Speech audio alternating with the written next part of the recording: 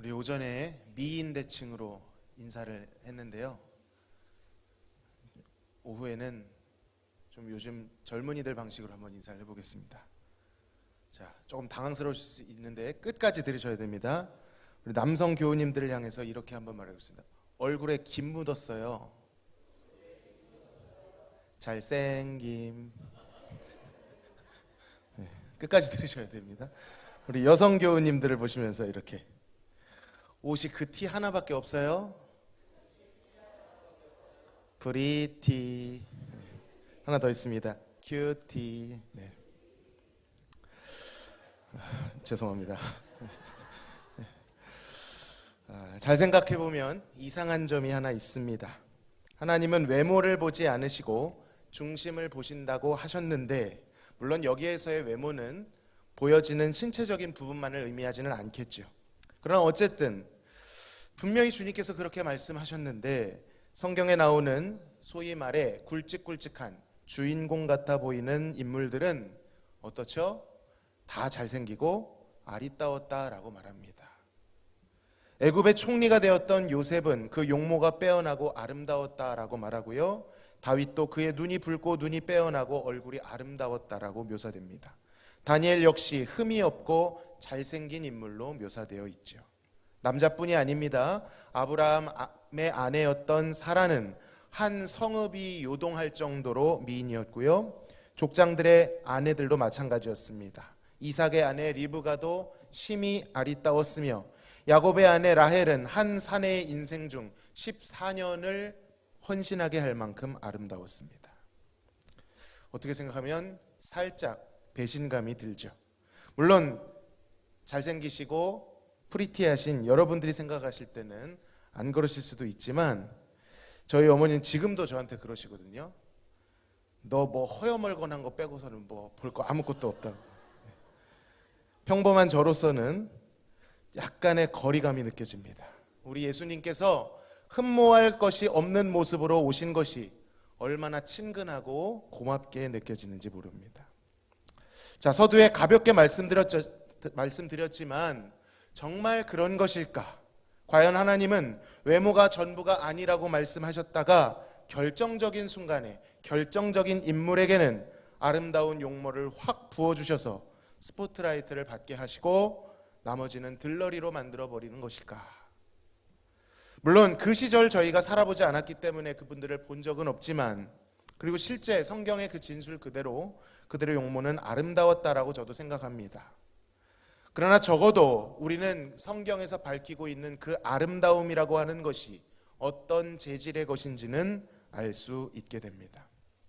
여러분, 일반적으로 세상에서의 미적 기준은 무엇에 몰두되어 있습니까? 이목구비가 뚜렷하고 비율이 좋으며 성별에 따라 근육질 혹은 볼륨감이 있는 성적 매력에 몰두되어 있습니다. 그러나 성경에서 말하는 미적 기준도 과연 그런 것일까요? 만약 그런 것이라면 거리감이 확 생기게 되죠. 사실 여러분은 소망이 있으신가요? 저는 잘 보면 5등신, 6등신 정도 되거든요. 소망이 없습니다. 물론 사람의 육체 역시 하나님께서 창조하셨기 때문에 그 아름다움 자체를 부정하는 것은 절대로 아닙니다. 자, 그런데 성경에서 강조하는 아름다움의 모습은 분명 세상의 것과는 달라 보입니다. 아까 말씀드렸던 이삭의 아내 리브가를 한번 예로 들어보겠습니다. 분명히 리브가는 용모가 심히 아름다운 여인이었다라고 밝혀집니다. 물론 사실이었을 것입니다. 그러나 성경의 본문을 잘 보면 그 본문에서 강조하려고 하는 것이 리브가가 오늘날 우리가 말하는 미스 코리아처럼, 미스 바단 아람처럼, 바단 아람이 아니죠? 바단 아람 맞죠? 네, 그곳에 그 삼촌이 있었으니까 모두의 눈을 현혹시키는 그러한 미모의 소유자였다라는 것을 밝히고 있는 것이 아니라는 것입니다. 읽지는 않겠지만 창세기 24장에 보면 이 리브가가 등장하는 장면이 나옵니다. 아브라함이 보낸 충성된 종이 이삭의 신부감을 하나님의 인도하심에 따라서 찾는 장면이죠. 그리고 그 아리따운 리브가가 등장을 하는데, 우리가 생각할 때 그 아름다운 리브가는 연약하고 가냘픈 공주와 같은 이미지를 떠올릴 수 있겠지만 그녀는 전혀 다른 이미지로 등장합니다. 유숙할 곳을 찾는 낯선 나그네, 지친 나그네와 그의 가축에게 수줍음 없이 다가와서 호의를 베푸는데요. 여정에 지쳐있는 이 노종의 요청에 따라 물을 줍니다. 그런데 옆에 있는 컵으로 정수기에서 물을 받아서 준 것이 아니라 당시에는 우물에서 물을 길러서 주어야 하는데 그 노종에게만 준 것이 아니라 옆에 있던 낙타에게도 물을 길러줍니다. 여러분, 물이 많았을까요? 적었을까요? 굉장히 많은 양이었을 것입니다. 우리가 생각하는 가냘픈 여인의 힘이라면 할 수 있을까요? 못할까요? 쉽지 않았을 것입니다. 그런데 이 리브가는 갑자기 번쩍 그 우물에서 물통을 길어 올리더니 번쩍 들어 종에게와 낙타에게 물을 줍니다. 오늘날로 말하면요, 목마르세요 하시더니 팔을 걷어붙이고, 여러분 옛날 냉온수기 정수통 아시나요? 정수통을 번쩍 들어 올리더니 그 자리에서 갈아 끼워서 물을 따라주는 아주 당차고 어찌 보면 억세 보이기까지 하는 모습으로 등장합니다. 세상에서 말하는 가냘프고 여성스럽고 오늘날로 말하면 섹슈얼한 그러한 이미지로 나타나지 않는다는 것이죠. 오히려 무거운 것을 마다하지 않고 노동에 그을려져 있는 강인한 이미지를 가지고 있는 것입니다. 여러분, 아리따운 리브가의 팔뚝이 어땠을까요? 갑자기 친근감이 확 드시죠? 여러분, 성경에는 이런 예들이 많이 나타납니다. 룻기에 나오는 젊은 여인 룻 역시 그의 젊음이 그저 주름살이 없고 고운 것 정도로 나타나는 것이 아니라 그녀는 시어머니를 위해 억척같이 이삭을 줍고 일하는 그러한 이미지로 나타납니다. 만인의 남자였던 솔로몬이 사랑했던 여자 술람미 여인은 어땠죠? 그는 우리가 생각하는 것보다 훨씬 터프했습니다. 백옥 같은 피부를 가진 것이 아니라 포도원에서 일하느라 검게 그을린 피부를 가지고 있었습니다. 그래서 솔로몬이 그녀를 보며 했던 유명한 고백, 너는 검으나 아름답다라는 고백이 있었습니다. 왜 설교의 시작부터 이렇게 여인의 미적 기준을 이야기할까요? 실제로 성경에서 묘사하는 아름다움은 물론 그렇게 아름다웠을 수 있지만 강조하고자 하는 성경의 의도는 세상에서 모두가 바라보는 안목의 정욕을 부추기는 그런 성적 이미지가 아니라 성경에서 말하는 고유의 아름다움이 있다라는 것입니다. 여러분, 성경에서 강조하는 아름다움, 그것은 바로 현숙함인 줄로 믿습니다. 성경에서 그리는 이상형은 누구입니까? 현숙한 여인입니다. 기본적으로 이 현숙함이라고 하는 것은요, 어질고 정숙하다 이런 뜻입니다. 히브리어로는 하일이라는 단어를 씁니다. 현숙함이 무엇을 의미하는가에 대해서, 그 특징에 대해서 오늘은 알아보기로 하고 끝으로 그 현숙함이 무엇을 가리키는 것인지 나눠보기로 합니다. 읽지는 않았지만 본문들을 좀 훑어가며 말씀드리겠습니다. 첫 번째로 현숙한 여인은 귀합니다. 오늘 본문은 잠언의 마지막 대목입니다. 르무엘이라고 하는 왕의 어머니가 그 아들에게 현숙한 아내를 찾으라 라는 권면으로 되어 있습니다. 10절을 보니까 이렇게 되어 있습니다. 누가 현숙한 여인을 찾아 얻겠느냐 그의 값은 진주보다 더하니라. 누가 찾아 얻겠느냐라는 이 질문을 보시기 바랍니다. 흔하다는 것입니까? 흔하지 않다는 것입니까? 흔하지 않다는 것입니다. 아주 희소하다는 것입니다. 그리고 희소한 만큼 그 가치는 매우 귀해집니다. 오죽하면 그 가치를 보석 중에 보석, 진주에 빗대고 있을까요? 여러분, 현숙한 여인, 현숙한 아내는 존귀한 존재입니다. 얼마나 존귀한지 그의 남편조차 마음으로 그 아내를 믿고 신뢰합니다. 여러분, 당시 정황으로 볼 때는 남편이 그 가정의 기둥이었습니다. 물론 이 이스라엘 사회는 모계로부터 신앙이 이어진다는 말도 있지만 어쨌든 이 남성 중심의 사회에서 이 남성이 아내를 믿는다라는 말 자체가 그렇게 자연스러운 말은 아닙니다. 어색할 수 있습니다. 그러나 그 여인의 가치가 얼마나 귀한지 남편조차도 이 여인을 믿고 의지한다라고 되어 있습니다. 실제로 이 여인은 살아있는 동안에 그 남편에게 선을 행하고 악을 행하지 않습니다. 엄청난 유익을 끼친다는 것이죠. 이 남편을 향한 사랑의 헌신이 변덕스럽거나 일시적이지 않습니다. 언제나 진실하고 언제나 한결같습니다. 유익합니다. 바로 이것이 현숙한 여인의 가치이죠. 두 번째로는요, 현숙한 여인은 능력이 있습니다.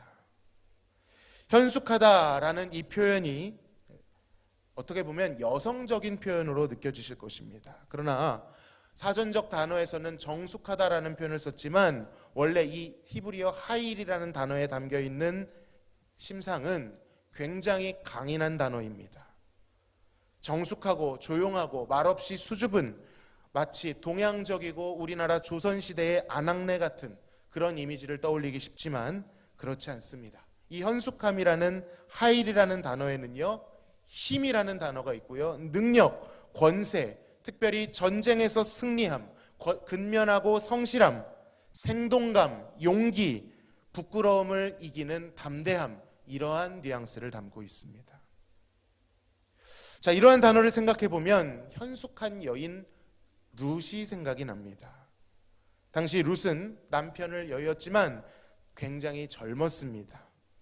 얼마든지 그 시어머니가 보내줄 정도로 너무나도 아깝다 생각했을 정도로 얼마든지 새 출발해서 새로운 삶을 살 수 있었습니다.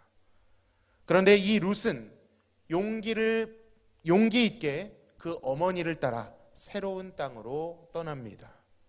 어머니를 봉양하기 위해 쉼 없이 근면하고 성실하게 일했으며 부끄러움과 무시를 무릅쓰고도 담대하게 그 이삭을 주었죠. 그녀의 삶에는 생명력과 생활력이 넘쳤습니다. 뿐만 아니라 매우 유능했고요, 시어머니 나오미도 그 여인을 의지할 정도였습니다. 그리고 그러한 덕스러움이 소문이 나게 되고 보아스라고 하는 유력한 인물의 눈에도 띄게 되었던 것입니다. 우리 본문에서도 마찬가지입니다. 현숙한 여인은 유능한 여인으로 묘사됩니다. 그녀는 가정을 위해, 경제를 위해 쉼없이 일합니다. 13절에서 그녀는 부지런히 길쌈질을 합니다. 14절에서는요 장사를 하고요, 15절에는 밤에도 먹거리를 찾아내고 음식을 나누어 줍니다. 여종들의 일을 진두지휘합니다. 16절 17절에서 그녀는 힘있게 허리를 묶고 팔을 강하게 하여 포도원을 일굽니다. 18절 19절에서 그녀는 밤에도 등불을 끄지 않고 일합니다. 어찌나 능숙하고 능력이 있든지 한 손에는 손뭉치를 들고 물레질을 하고 다른 한 손으로는 실을 뽑고 배를 짜는 것을 동시에 합니다. 그리고 이 모든 일은 나밖에 모르는 이기적인 마음으로 억척스럽게 나타나는 것이 아닙니다. 그 능력이 주변에 있는 이웃들에게도 미치게 되죠. 그래서 20절에서 그녀는 곤고한 자들에게 손을 펴고 궁핍한 자들에게 손을 내밉니다. 여기서도 한 손으로는 가난한 자들에게 손을 펴고 한 손으로는 궁핍한 자들에게 베푼 것입니다.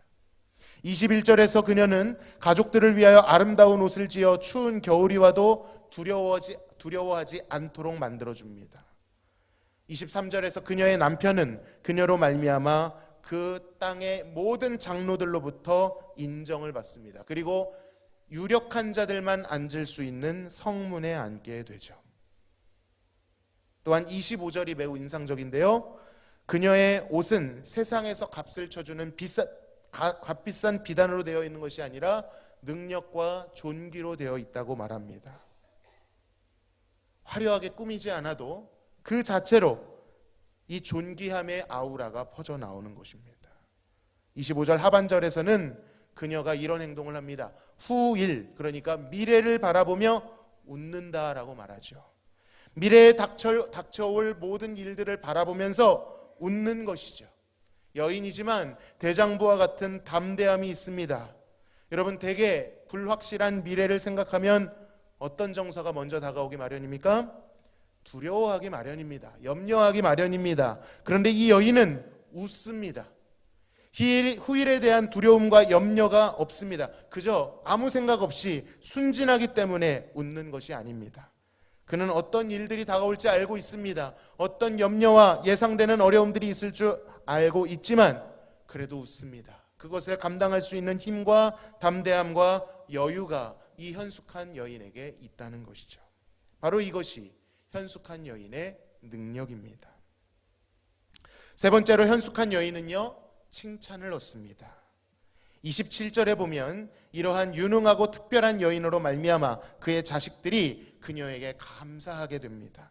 그의 남편은 그녀를 특별하게 칭찬하는데 29절입니다. 같이 읽어볼까요?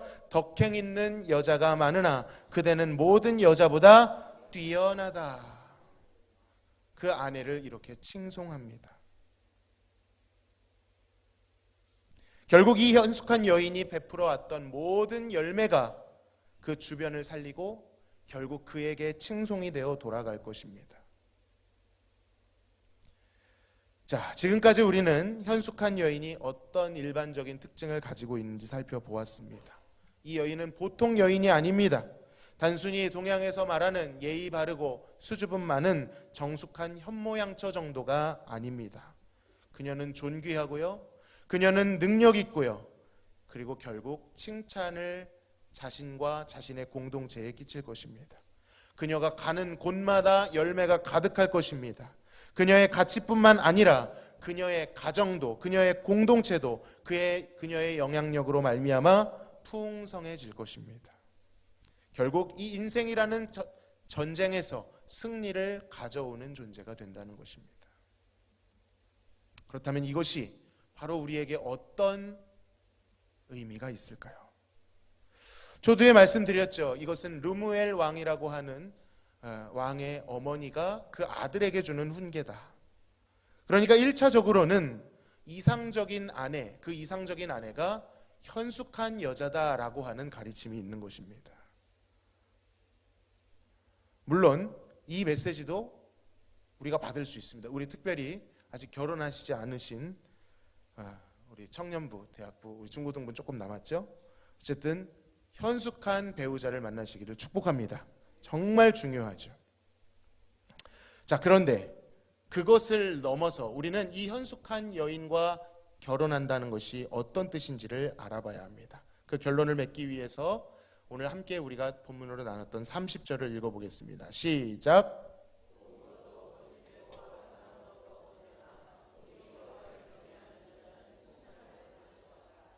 아멘. 여러분, 여기에서 궁극적으로 이 현숙한 여인의 가장 두드러지는 특징이 드러납니다. 가장 두드러지는 아름다움이 드러납니다. 앞에 존귀하고 능력 있고 인정받고 이런 것을 총망라하는 가장 두드러진 특징, 이 현숙한 여인은 어떤 여인입니까? 여호와를 경외하는 여인입니다. 앞서 말씀드렸듯이 1차적인 의미로 보면 이런 여인을 만나라는 것입니다. 그 현숙한 여인은 여호와를 경외하는 여인이다. 그를 만나와 결혼하는 것이 너에게 복이다. 그런 권면을 주고 있는 것이죠. 여러분, 그런데 우리는 더 깊이 들어가야 합니다. 단순히 그런 배우자를 만나는 정도에 그쳐서는 안 되는 것이죠. 최종적인 의미가 있다는 것입니다. 여러분, 잠언의 중요한 특징이 하나 있습니다. 그것은 지혜를 사람처럼 묘사하고 있다는 것입니다. 의인화시키는 것이죠. 잠언 7장과 9장에 보면 이 두 가지를 대조시킵니다. 지혜를 지혜로운 여인에게 묘사하고 있고요, 반대로 미련함을 음란한 여자, 음녀에 비유합니다. 이러한 맥락에서 본문을 볼 때에도 마치 이 이상적으로 보이는 현숙한 아내가 그 자체로도 의미가 있지만 이것을 통하여 궁극적으로 잠언의 주제를 나타내고 있다는 것이죠. 바로 우리가 읽었던 30절에 그 실체가 나타나고 있습니다. 그러니까 현숙한 아내는 여호와를 경외하는 여자라는 말도 맞지만 현숙한 여인이 의미하는 것 자체가 의인화된 여호와 경외라는 뜻입니다. 여러분, 이것이 어떤 뜻이냐면요, 잠언의 전체적 맥락을 우리가 이해하면 쉽습니다. 잠언 1장 7절에서 우리가 너무 잘 알고 있는 말씀이 있죠. 지혜의 근본이 무엇입니까? 여호와를 경외하는 것입니다. 여호와를 경외하는 것이 지식의 근본입니다. 그런데 오늘 잠언의 끝부분에 와서 결론을 맺고 있기를 현숙한 아내, 이 현숙한 아내가 무엇을 의미한다고요? 여호와를 경외하는 것이라고 말씀드렸죠. 그러니까 여호와 경외와 뭐 하라는 것입니까? 결혼하라는 것입니다. 이 비유를 잘 이해하셔야 됩니다. 현숙한 아내랑 결혼하라는 것은 그것이 의미하고 있는 여호와를 경외하는 것과 결혼하고 함께 살라는 것입니다. 이것이 잠언의 주제이죠. 지혜와 결혼하라. 지혜라는 자매랑 결혼하는 뜻이 아닙니다. 여호와 경외와 결혼하라는 것입니다. 여호와를 경외하는 것과 결혼하여 살라는 것입니다. 그렇게 할 때 이 현숙한 여인과 같이 여호와를 경외하는 신앙을 통해 우리 인생이 승리하게 될 것이라는 결론을 맺고 있는 것이죠. 마치 결혼하여 사는 것처럼 여호와 경외를 가까이에 두고 친밀하게 두고 사랑하고 부여잡고 최우선순위로 인생의 최고된 신앙과 가치로 두라는 것입니다. 그렇게 이 결론을 적용하여서 보면 이 본문이 또한 우리에게 큰 의미를 줍니다. 현숙한 여인, 즉 여호와를 경외하는 자는 진주와 같이 존귀하게 여김을 받게 될 줄로 믿습니다. 여호와를 경외하는 자의 삶에는 능력과 권세가 가득하게 될 줄로 믿습니다. 여호와를 경외하는 자들의 삶을 통하여 샘솟는 지혜와 능력과 용기와 담대와 생명력과 생활력이 열매 맺게 될 줄로 믿습니다. 여러분, 그뿐입니까? 여호와를 경외하는 자의 삶뿐만 아니라 자신의 삶도 풍성해지지만 그가 가는 그의 공동체, 가정과 직장과 온 공동체가 그로 말미암아 유익을 얻게 된다라고 약속하고 있습니다. 결국 여호와를 경외하는 자는 인정을 받고 칭찬을 얻게 되는 것입니다. 세월은 고운 것도 갉아먹습니다. 외모를 갉아먹습니다. 모두가 그 길을 가야 합니다. 그 앞에 우리는 배신감을 느끼고 서글픔을 느끼게 됩니다.